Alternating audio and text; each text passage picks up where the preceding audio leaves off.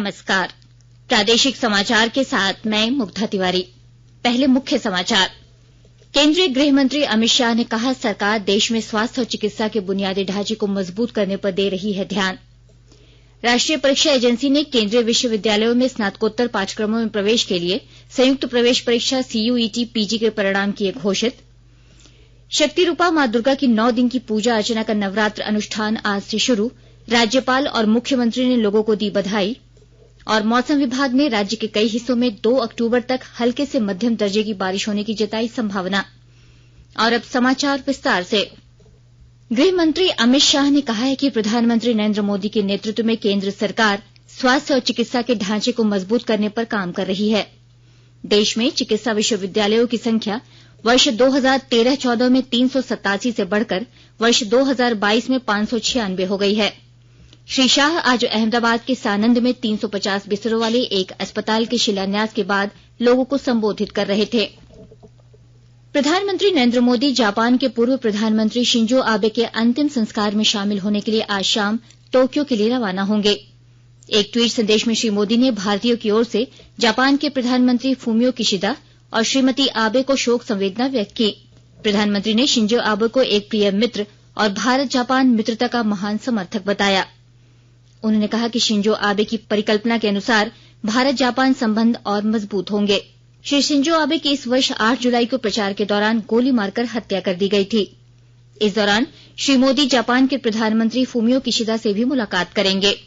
भारत से औषध उत्पादों के निर्यात में वर्तमान वित्त वर्ष में अप्रैल से अगस्त के बीच 2013-14 की इसी अवधि की तुलना में 146% की वृद्धि हुई है। रसायन और उर्वरक मंत्री डॉक्टर मनसुख मांडविया ने ट्वीट कर कहा है कि इस वर्ष के इन 5 महीनों में लगभग 64,320 करोड़ रुपए के औषध उत्पादों का निर्यात किया गया, जबकि 2013-14 की इस अवधि में 26,184 करोड़ रुपए के उत्पादों का निर्यात किया गया था।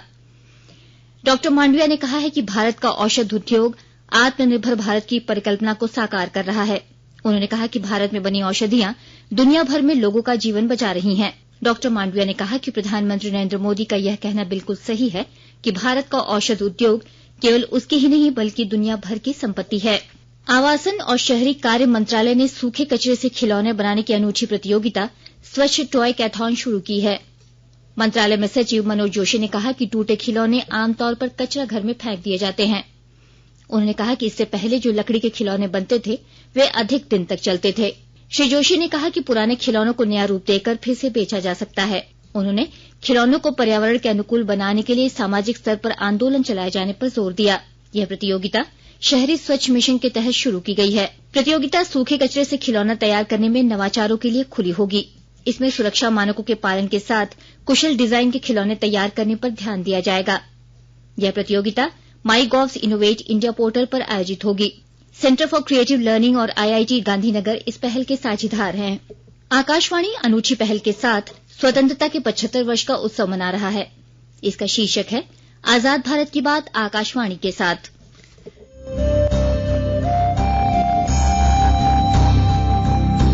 आजाद भारत की बात आकाशवाणी के साथ। स्वतंत्रता के 75 वर्ष का उत्सव, जीवंत यात्रा की स्मृतियां, स्वतंत्र भारत की उपलब्धियां और कुछ रोमांचक पल। तो आप भी जुड़िए और सुनना न भूलें। 15 अगस्त से प्रतिदिन हमारे FM गोल्ड 100.1 और दूसरे चैनलों पर आजाद भारत की बात आकाशवाणी के साथ। राष्ट्रव्यापी टीकाकरण अभियान के अंतर्गत अब तक 217 करोड़ 68 लाख से अधिक कोविड टीके लगाए गए। पिछले 24 घंटों के दौरान 11,67,000 से अधिक टीके लगाए गए। इसी दौरान करीब 5,000 मरीज ठीक हुए। स्वस्थ होने की दर 98.72% है। राष्ट्रीय परीक्षा एजेंसी ने केंद्रीय विश्वविद्यालयों में स्नातकोत्तर पाठ्यक्रमों में प्रवेश के लिए संयुक्त प्रवेश परीक्षा CUET PG के परिणाम आज घोषित कर दिए। विद्यार्थी CUET.nta.nic.in और nta.ac.in पर परिणाम देख सकते हैं और अपनी अंक तालिका डाउनलोड कर सकते हैं। 66 विश्वविद्यालय इस परीक्षा के आधार पर शैक्षणिक सत्र 2022-23 में प्रवेश देंगे। केंद्र सरकार ने बुधवार से देश भर के सभी ऑनलाइन डाकघर पासपोर्ट सेवा केंद्रों को पुलिस स्वीकृति सर्टिफिकेट सेवाओं के लिए आवेदन करने की सुविधा में शामिल करने का निर्णय लिया है। विदेश मंत्रालय के अनुसार इससे पासपोर्ट संबंधी सेवाओं में सुधार होगा। इससे पुलिस स्वीकृति सर्टिफिकेट के लिए मिलने के निश्चित समय की उपलब्धता में महत्वपूर्ण रूप से आसानी होगी। मंत्रालय ने बताया कि इससे न केवल विदेशों में रोजगार चाहने वाले भारतीय नागरिकों को मदद मिलेगी, बल्कि शिक्षा, लंबे समय के वीजा और अप्रवासन के लिए अन्य पुलिस स्वीकृति प्रमाण पत्र आवश्यकताओं की मांग भी पूरी हो सकेगी।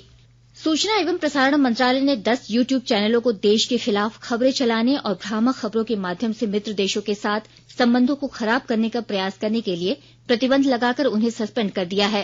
केंद्रीय मंत्री अनुराग ठाकुर ने बताया कि राष्ट्रहित में यह कार्रवाई पहले भी हुई है, जिसे आगे भी जारी रखा जाएगा। आकाशवाणी के ताजा तरीन समाचारों के लिए आप हमारी वेबसाइट newsonair.com पर लॉग ऑन कर सकते हैं। ताजा समाचार ट्विटर हैंडल @AIRNewsAlerts और Facebook page all India radio news पर भी उपलब्ध है।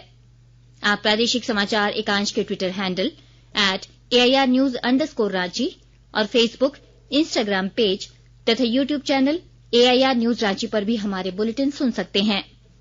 प्रादेशिक समाचार आप आकाशवाणी रांची से सुन रहे हैं और अब पेश है कोरोना से बचाव के कुछ संदेश।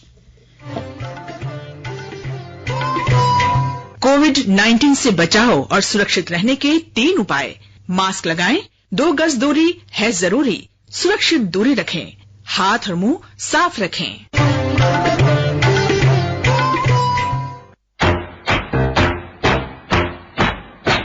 चलो मिलकर एक शुरुआत करें, चलो एक फैसला आज करें, मास्क नहीं तो टोकेंगे, कोरोना को रोकेंगे, चलो एक वादा करते हैं, चलो एक वादा करते हैं, मास्क नहीं तो टोकेंगे, कोरोना को रोकेंगे। भारत सरकार द्वारा जनहित में जारी।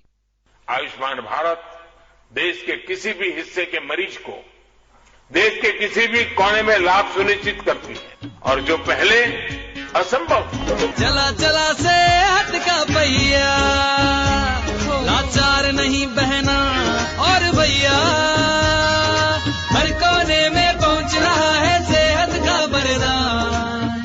रवैया माननीय प्रधानमंत्री श्री नरेंद्र मोदी जी के मार्गदर्शन में सफलतापूर्वक चल रही है आयुष्मान भारत योजना। प्रधानमंत्री जन आरोग्य योजना के अंतर्गत करोड़ों लाभार्थियों को मिल रहा है 5 लाख रुपए तक का मुफ्त उपचार। योजना के तहत सूचीबद्ध सरकारी व निजी अस्पतालों के माध्यम से अब तक करोड़ों लाभार्थियों को मुफ्त उपचार मुहैया कराया गया है। आप भी आयुष्मान भारत योजना में अपनी पात्रता के विषय में जानकारी प्राप्त करने के लिए 14555 पर कॉल करें या अपने नजदीकी CSC या सूचीबद्ध अस्पताल में संपर्क करें। प्रादेशिक समाचार में आपका एक बार फिर से स्वागत है। शक्ति रूपा मां दुर्गा की 9 दिन की पूजा अर्चना का नवरात्र अनुष्ठान आज से प्रारंभ हो गया है। आज प्रथम दिन देवी के शैलपुत्री रूप की पूजा की जाती है। राज्य भर में नवरात्र के लिए मंदिरों को विशेष रूप से सजाया गया है। प्रदेश में नवरात्र पर्व पारंपरिक उत्साह के साथ मनाया जा रहा है। इस अवसर पर राज्यपाल रमेश बैस और मुख्यमंत्री हेमंत सोरेन ने लोगों को बधाई दी है। साथ ही मुख्यमंत्री ने प्रशासनिक अधिकारियों को त्योहारों के दौरान कड़ी निगरानी रखने के भी निर्देश दिए हैं।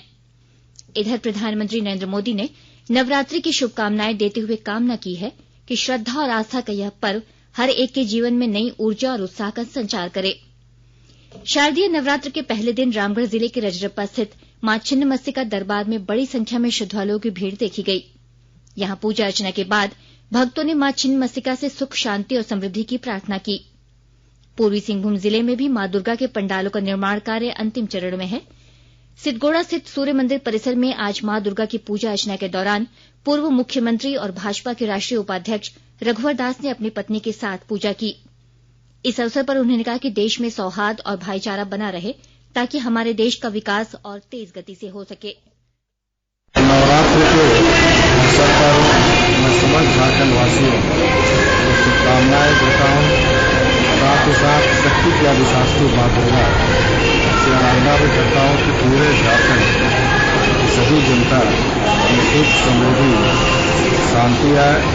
हम सबको मिलकर आज सारा देश आज दुर्गा पूजा शक्ति की उपासना का पर्व, इस शक्ति की उपासना का पर्व तो हम जन जन तक जोड़ने का काम करें और देश को नई ऊंचाई पर ले जाने के लिए हम समाज में शांति, एकता और सद्भाव बनाकर हम आराधना करें। माँ हम सबको शक्ति दें।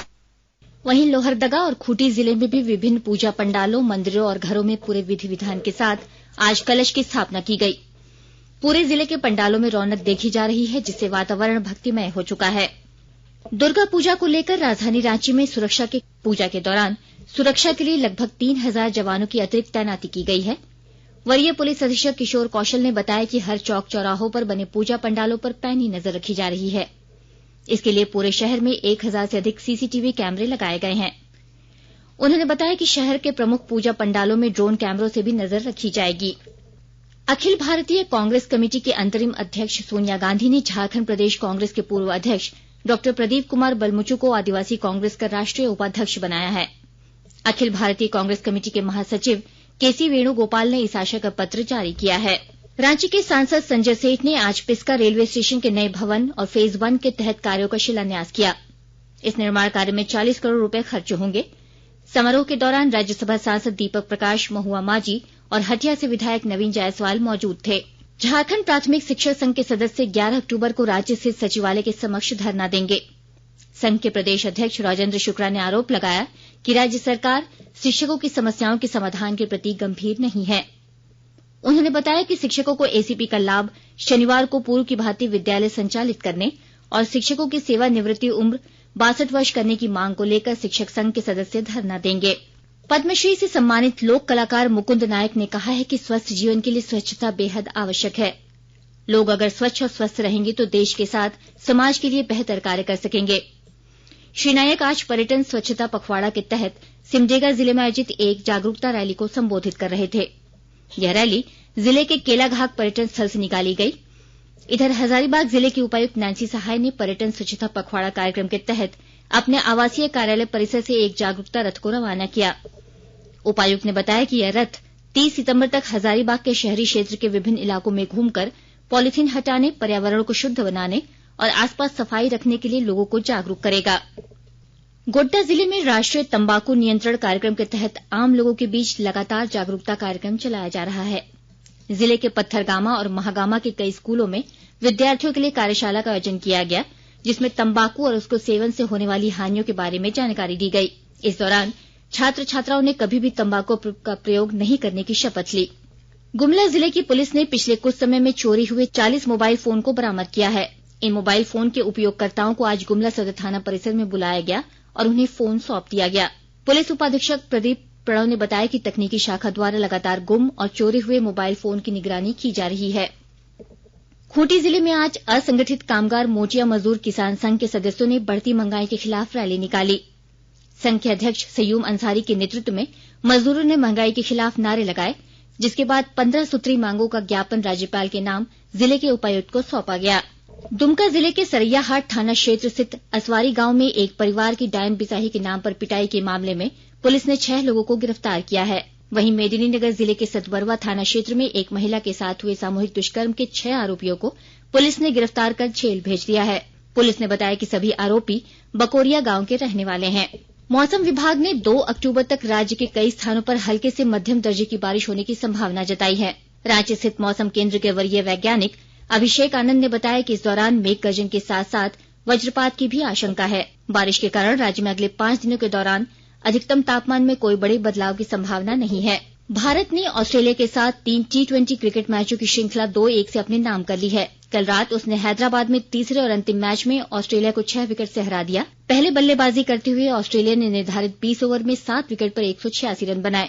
जवाब में भारत ने 4 विकेट के नुकसान पर जीत का लक्ष्य हासिल कर लिया। रांची के खेलगांव स्टेडियम में आयोजित राज्य स्तरीय स्केटिंग प्रतियोगिता में पलामू जिले के खिलाड़ियों ने बेहतर प्रदर्शन करते हुए कुल 14 मेडल जीते हैं, जिसमें 3 गोल्ड, 8 सिल्वर और 3 ब्रॉन्ज शामिल हैं। बेहतर प्रदर्शन कर लौटे खिलाड़ियों के कोच चंदर कुमार ने जिला प्रशासन से खिलाड़ियों के लिए स्केटिंग स्टेट बनाने की मांग की है, ताकि वे और बेहतर प्रदर्शन कर सके। अंत में मुख्य समाचार एक बार फिर। केंद्रीय गृह मंत्री अमित शाह ने कहा, सरकार देश में स्वास्थ्य और चिकित्सा के बुनियादी ढांचे को मजबूत करने पर दे रही है ध्यान। राष्ट्रीय परीक्षा एजेंसी ने केंद्रीय विश्वविद्यालयों में स्नातकोत्तर पाठ्यक्रमों में प्रवेश के लिए संयुक्त प्रवेश परीक्षा CUET PG के परिणाम किए घोषित। शक्ति रूपा मां दुर्गा की 9 दिन की पूजा अर्चना का नवरात्र अनुष्ठान आज से शुरू। राज्यपाल और मुख्यमंत्री ने लोगों को दी बधाई। और मौसम विभाग ने राज्य के कई हिस्सों में 2 अक्टूबर तक हल्के से मध्यम दर्जे की बारिश होने की जताई संभावना। इसके साथ ही आकाशवाणी रांची से प्रादेशिक समाचार का ये बुलेटिन समाप्त हुआ। नमस्कार।